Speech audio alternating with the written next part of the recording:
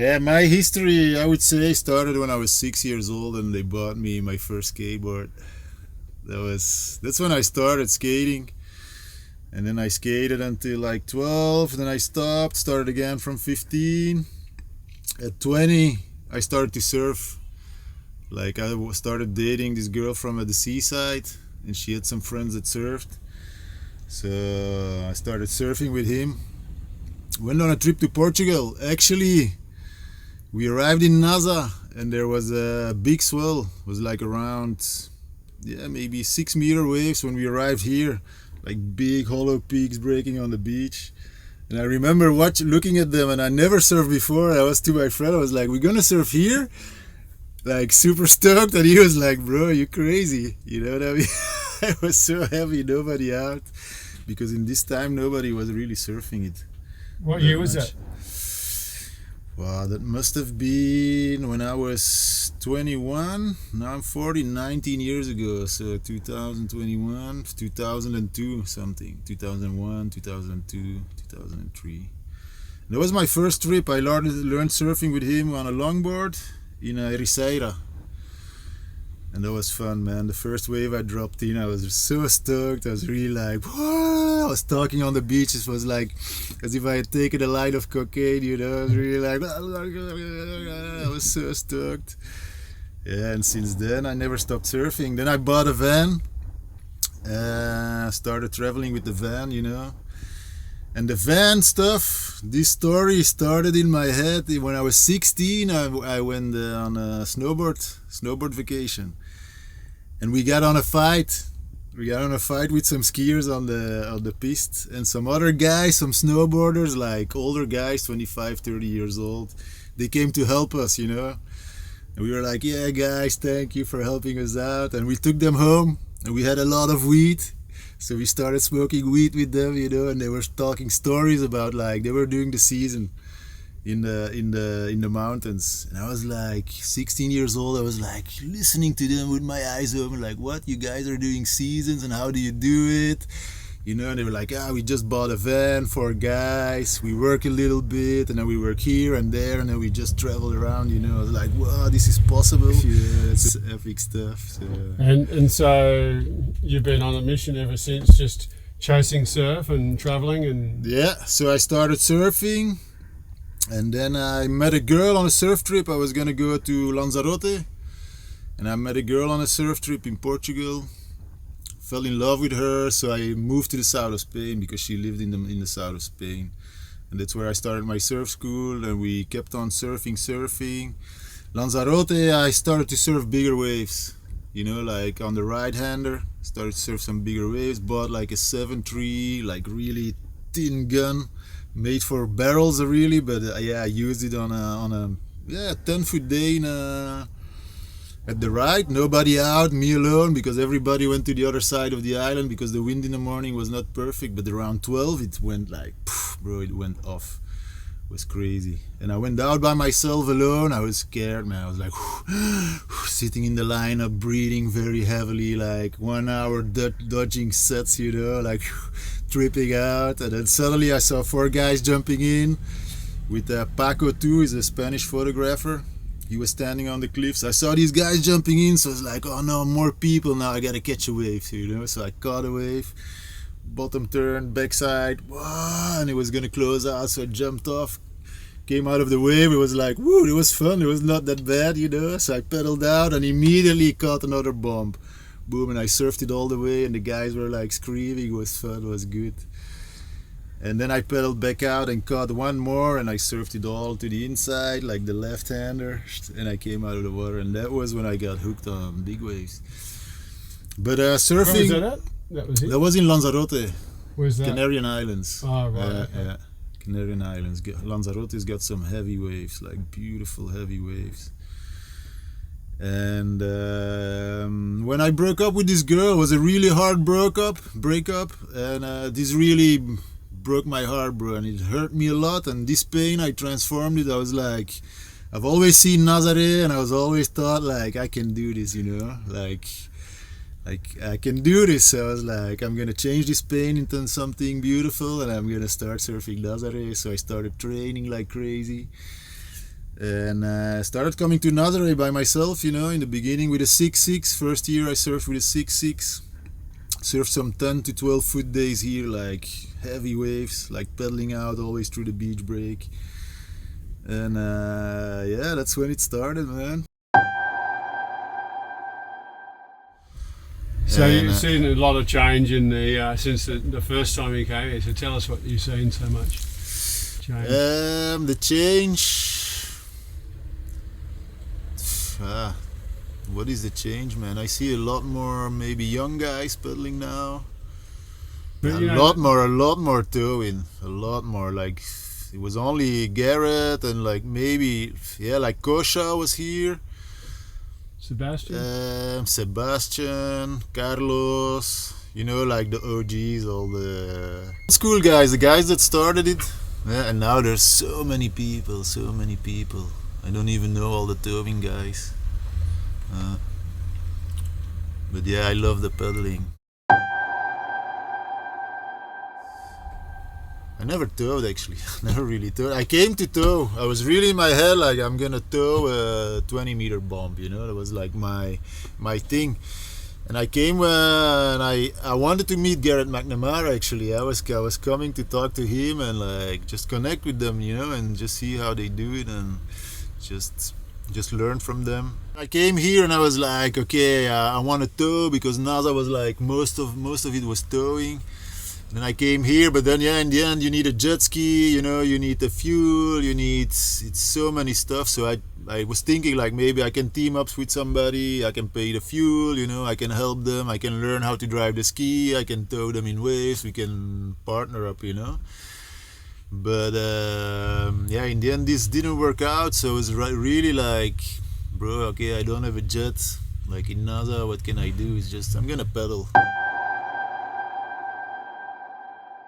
And I started pedaling and like going through the shore break. It was very hard, you know. I was very afraid in the beginning, very hard, very tough, like heavy hold downs even on the 10-foot days, like without vest. I had the 2-wave hold down on a small day. Was some heavy situations. And what's it like having a pretty bad incident out here? Get shaky, like.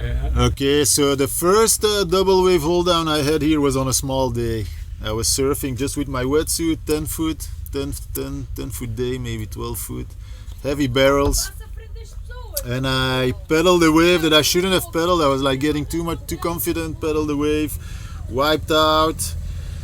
And then it sucked me down, it let me loose, I start swimming up, and when I see like the light, like suddenly it felt like a giant caught me by the feet and went like boom, and it pulled me back under like really dark, you know, and I was like, I panicked a little bit, and that's why I got a little bit out of breath, came up, I kind of didn't feel my arms, you know, like my arms were like a little bit numb, but I was really fit, I was really well trained, so that the energy came back immediately, and I pedaled back out.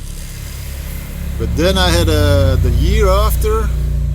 Was it the year after? No, I think the third year. The third year I pedaled out on a big day. Here in the current, it was a 22 to 28 foot day, huge day. And I tried to pedal out here in the current. I was thinking like I'm not gonna make it anyway, but I'm gonna try. But then Axie was next to me and he jumped in the water without leash. Lost his board, so his pickup jet ski with Jerome Sayoun. Actually told him like go put him at the back. So he was like, yeah, jump on the ski. So I was like, oh shit, on the back of the ski. They pulled me out, you know. I was out at the back. I didn't have the flotation vest yet, so I was just sitting there, and like I was a little bit more on first peak. Second peak was even bigger, like some 10 to 12, 13 meter waves I've seen there. Yeah. It was a heavy day, and then after maybe 1 hour I decided to pedal a small one.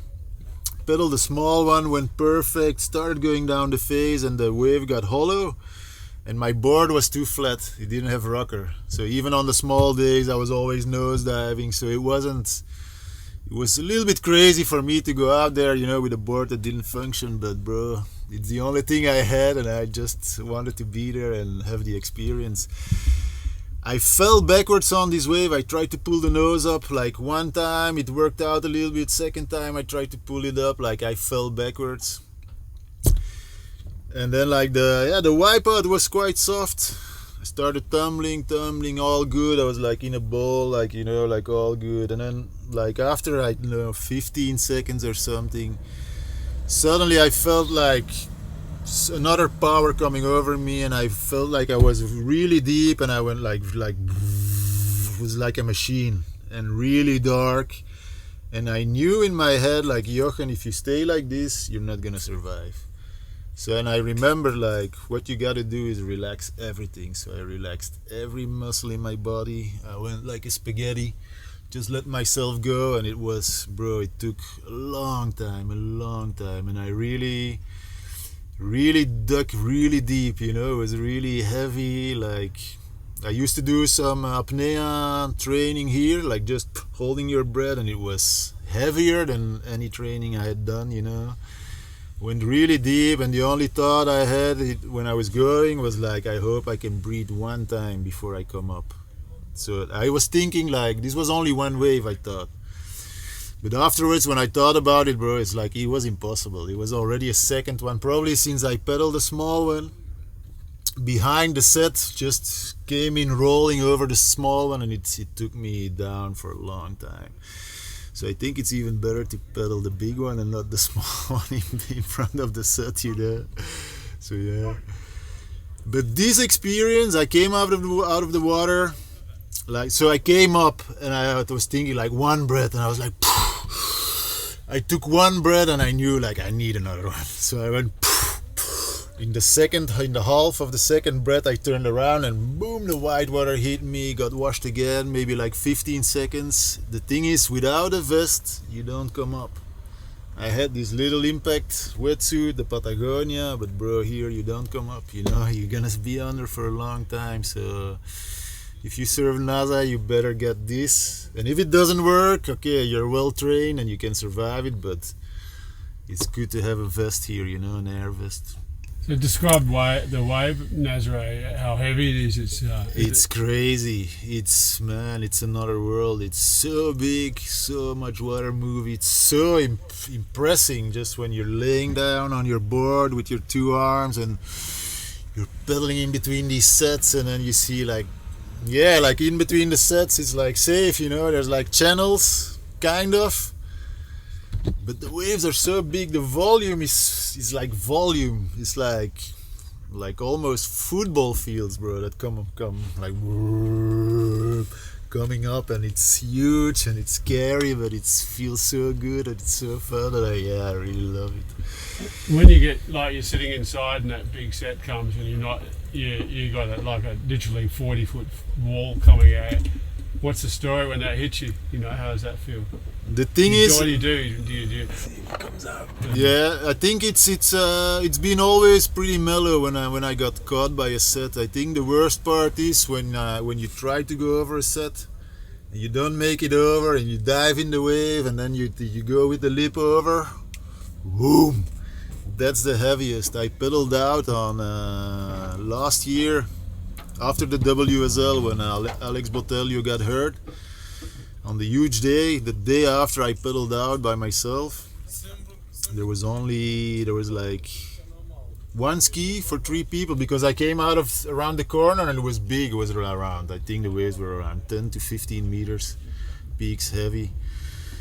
Another crazy story, because I borrowed a board, 10.4. It was already very old and very rotten from Rafael Tapia. I borrowed the board, jumped in the water at the villa, and I broke it in the shore break. And I was like, damn, I don't have a board. But David Langer, he gave me a board. It was an 810 that I could use. It was the first, but yeah, and on an 810, pedaling out on 10 to 15 meter NASA, alone by yourself. I know it's very crazy, bro, but I was so fit, and I really wanted to be there. Like, I just wanted to feel the energy and just have the wipeout. Didn't matter, you know. I was thinking like, I'm gonna try to pedal into a 15-meter wave with an 8-ton, you know, and try to land an airdrop or do something crazy just to feel the energy. And I pedaled out, and in the end I got caught by a set. Just the story that I was telling, I was like, I pedaled the first wave, didn't catch it. It was actually an amazing moment with David Langer, because I pedaled the first wave, didn't make it, turned around, second wave was bigger, pedaled over the second one, third wave was bigger. I should have turned around and pedaled the third wave, but yeah, you're on an 8-ton, scratching, full speed, so yeah, the decision making is very difficult in this moment, you know. So I was like, no, I pedaled over it. I think I pedaled over the fourth one too, I'm not sure, fourth or fifth, but the fifth one was so huge, it came up like this, boom, boom, boom, like shake. And David Langer was just getting towed by somebody behind me, and I remember going in the lip, pedaling up, huge wave, and I was just screaming at Dave like, woo! And I thought I made it over, but then in the end, like afterwards, I saw a picture from Heavy Water Films. He had a video of it. And I just went over, and it just, you saw me like boom in the lip, and I went down, and this was a heavy explosion, like boom. When I hit the water, it was very heavy, but I kind of like this, you know. I kind of like, I don't know why. Since little, I like to get hit, you know. I don't know why, it is something crazy in my head, but I kind of enjoy it. This was a really heavy slam, and I pulled. Yeah, it was so heavy that I pulled like boom. I think I pulled. This was crazy. Because you gave me the vest. Yeah. It was crazy, and but yeah, I pulled the vest, and I could feel it inflate, and I would go down again, and I pulled again, and I came up, but the air was coming out of the vest. And I was like, whoa, this is not good. And then when I came up, bro, like the second wave was like a whitewash, like coming in like a triangle, like 10 meters high also. And I was just getting sucked up in the lip. Boom, and I did it again. Not as heavy as the first one, but again, a very heavy hit. And then I think I pulled my vest again. No, I pulled 2 times the first time. Yeah, I pulled once in the wipeout, didn't come up, pulled again, came up, got slammed by the second one, and then I was already more in the inside, and I got washed up onto the beach. And then I was standing on the beach, and I was like, damn, bro, it looked so good. It's like, I want to go out again. So I walked up the cliff, walked down to the town, and jumped in the water again. It was a crazy mission. Jumped out again, pedaled out again, and now was Garrett McNamara, the only guy still out. Because, yeah, the wind came for a while, everybody went out, and then it dropped again, and it was beautiful peaks. Garrett was like, this is the spot. Here's like a beautiful wave ring. It's like, yeah, okay. And then, like, it happened the same. Big set came, just didn't make it over. I mean, I'm on an 8-ton, you know, you can't, it doesn't, it's like... it doesn't take speed, so I didn't make it over, got washed in again, and then it was with a high tide, and the high tide, with a high tide, it's heavier. It's a lot heavier, the washing, it's a lot heavier, the pushing is just more power.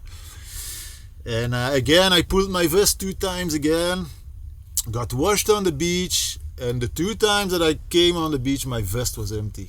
So it's like, whoa, bro, this vest is not really functioning, you know. But then, yeah, you remember that I gave the vest to Vinny. Yeah. And when I was gonna give the vest to Vinny, just before I was gonna leave home, because it was the day before Valentine, and I wanted to go see my girl, bro. It was a very heavy experience here, like getting washed. The thing is, you're so high on adrenaline that it's like you're a beast, you know. It's like you feel nothing. But the days after, that's when the adrenaline goes down, that's when you know what you've lived, you know, like, and you know, like, how heavy it was actually. But yeah, these experiences is what I live for, you know. And I think this year is the first year that I got good boards. So the vest in the end, I've seen it was like one was not tight, So probably that's where the air came out, I don't know. Or maybe just from the pressure from the valve, I don't know. It was very heavy that day, but anyway, the vest works good. So thanks for the vest. I feel very, very good with the vest. You need it here, you need a good vest. It's your safety, you know. You need to train very hard. I didn't train this year. The thing is, my diet is very healthy, so my body is very healthy, so I can handle the wipeouts, you know. Tell me about your diet. Yeah, my diet is... Yeah, I follow like Alkaline Diet. It's from Dr. Sebi. This is the dude. I can take the picture if you want. Yeah, go ahead. Let's see if it comes out. Yes. So this is the dude. This is the legend. You know, I've had a lot of maestros in my life, you know, but this man, he really changed my life, and he would change your life, and he would change everybody's lives. And I started, he heals sick people, AIDS, blindness, all the diseases that people say they can't heal. This man heals them, Dr. Sebi. This man healed himself first. He had diabetes, he was impotent, he was obese, he had asthma, but especially he was impotent at his 28 years. So he drove him crazy, and he went looking for doctors. Nobody could help him, and it was like a friend of him said, like, go see this Mexican guy, like a shaman. And he drove to Mexico in his little car, and he arrived there, and the shaman, he looked at him and he said, like, or you keep living like this, you don't get to 50, or you change your diet, you change everything, and you will have babies when you're 50. And he was like, whoa, yeah, let's do it. So this guy just gave him a bag of herbs, and he said, like, only herbs and water during 90 days. You're gonna cleanse all your body. And he did it, and he healed himself of everything. Like after 70 days he woke up, boom, his boner was back. Why? Because for a man it's important, you know. And so what does this do? It's like cleaning the body. The body is very wise, you know. If you're sick, you just stop eating, and your body will clean. So what do we need? Water and herbs. What do these herbs have? They have minerals. The human body is made out of minerals. We are minerals. Iron, magnesium, 102 minerals the body is built up. So we have to keep up these minerals high. The problem is with the food nowadays the minerals are very low, because it's a lot of processed foods, and also a lot of the plants are hybrids. So they take one plant, they mix it with another plant. What happens when you cross one plant with another plant? It's the connection where they connect. This is a starch. The binding is starch. Starch is a binder. So, like for example, the potato. They found the first potato in Mexico, I think. English. They took it back home and they started like mixing it, you know, with other plants, hybridizing it. Also to make it more easier to grow. You know what I mean? Easy, a lot of money, you know. But the problem is, every time you mix one plant with another, you make starch, another starch. So this potato is starch. It's starch based. Okay. So most of the plants have a lot of carbon, oxygen, and nitrogen. If I'm right, you know. And these are like, every living being has these three elements. But once you start mixing plants, one of these elements will go away. It will be less carbon and it will be more starch. So for example, yeah, you can take an orange. The orange now, it's seedless, or grapes that are seedless. They're full with sugar, they're full with starch. What does starch do in the body? It clogs up the arteries. Okay, so for a big wave surfer, if you need oxygen, what do you want? You want your body clean. You want a lot of oxygen in your body. So what you want up, like the holder of oxygen, is iron. So you want the iron up. So what do? I make these teas. You know, I got these teas, these plants, and especially there's one plant, it's a sarsaparilla. Sarsaparilla is this one. Is this one. This is sarsaparilla, is the highest. Lift it up. That's it. This? Yeah. Yeah. This is sarsaparilla. This, for example, is fucus. It's a algae from the ocean. You know, and these are like all the richest plants in minerals. They're alkaline plants. They're like, what is an alkaline plant? According to Dr. Sebi, because in the world there's a lot of information. A lot of people will say like this is alkaline while it's not.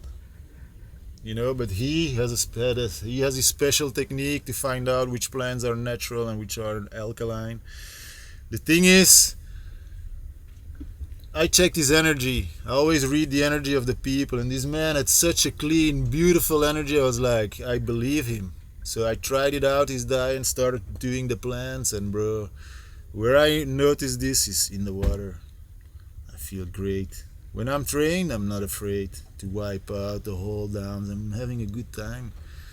I think people don't. When they saw me going out, I think a lot of people thought like this guy is crazy. They see me come around the corner without a jet ski, without a team. They go like, bro, there's no backup. And I go like with a big smile, like, it's okay, bro. It's like, I would go wipe out for fun, you know what I mean? Because it just makes me feel good. But it's thanks to this diet.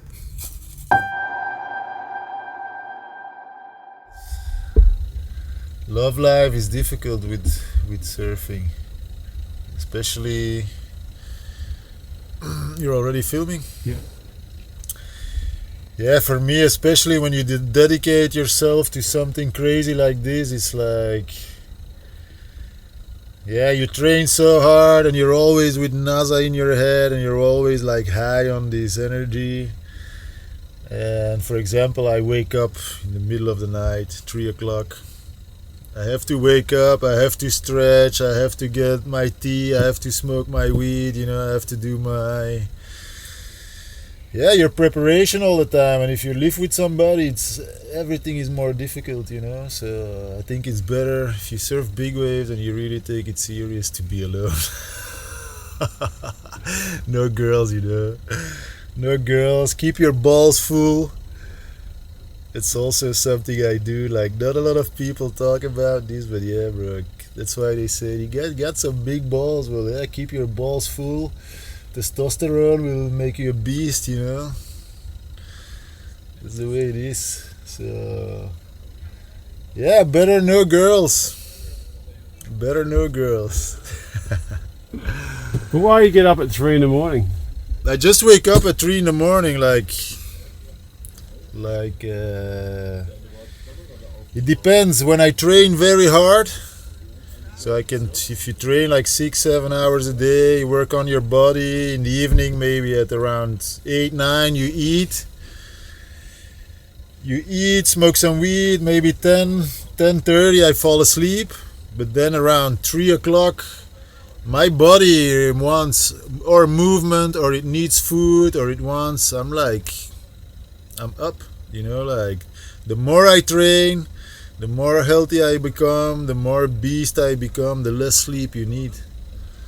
You know, like the best athletes, they sleep 4 hours, bro. They wake up and they start training again. When all the others are still sleeping, they're already training at night. You know what I mean? What do you train? How do you train? It all depends. I always listen to my body. So now on the 8th of October, I decided I was going to go surf Nazaré.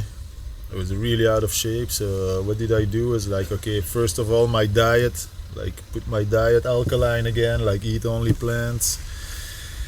And what did I do? I did a lot of physiotherapy on my body because I've been sitting all summer. My body, like also I have a problem because I'm a skateboarder, surfer, and skateboarding is always like ollieing. You always pull this leg up. So what happens, like this part gets really shortened up. So you really have to stretch it all out, like this hip. Yeah, it's like my left leg and my right leg, like my left hip is very strong from always standing on it, leaning on it on the surf too. You're always on this back leg, you know. So this part is very strong, and this one is, yeah, it's flexible going up and to do the turns, but it's not strong at all. So you get out of balance. So the last month what I did do is like I did, yeah, physiotherapy on my body. Like feeling where I got stiffness, where I have pain, and go train, you know, where I feel the stiffness and the pain, I'm training to open up the hips. This is all the work that I've been doing the last month. That's why I didn't train my lungs.